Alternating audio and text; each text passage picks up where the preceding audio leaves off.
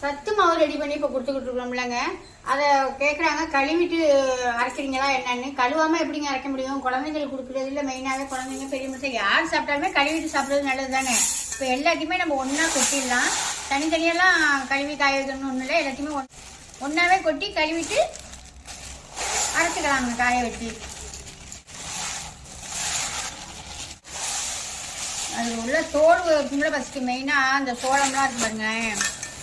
இந்த சோளத்துலாம் அந்த தோல் இருக்கும் இருக்குல்ல, இந்த மாதிரி தோல் இருக்கும். அதனால எல்லாத்தையுமே கழுவிட்டு தான் நம்ம அரைக்கணும்.